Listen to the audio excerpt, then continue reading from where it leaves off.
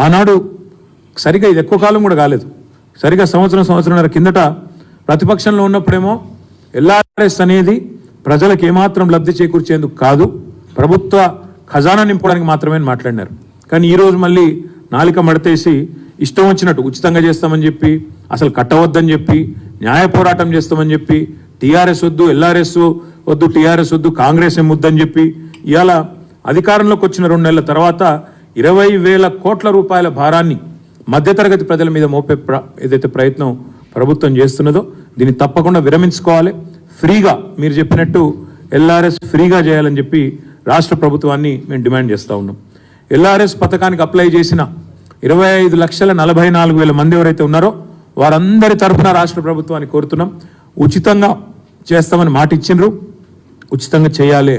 లేకపోతే ఒక్కొక్క కుటుంబం మీద దగ్గర ₹1,00,000 పైచలకు భారం పడే ప్రమాదం ఉంది. మీరు 20,000 కోట్ల రూపాయల కోసం మరి ఈరోజు వాళ్ళు ఈ రకమైన కార్యక్రమం తీసుకున్నారు.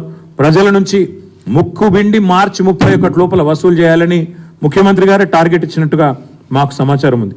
ఒక్కొక్క కుటుంబం మీద ₹1,00,000 పైచిలకు మరి భారం పడబోతా ఉన్న ఈ పరిస్థితిని వెంటనే ప్రభుత్వం స్పందించి తప్పకుండా వారు ముందుకు వచ్చి గతంలో ఇచ్చిన మాట ప్రకారం వారు నిలబెట్టుకోవాలి, ఉచితంగా చేయాలని చెప్పి కూడా మేము కోరుతా ఉన్నాం.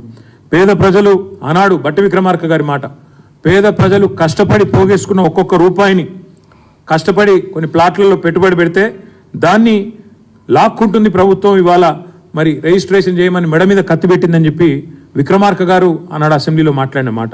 అందుకే మేము అనేది వెంటనే ప్రభుత్వం స్పందించి మరి తప్పకుండా ఈ విషయంలో వారి వైఖరిని మార్చుకోవాలని డిమాండ్ చేస్తూ ఉన్నాం.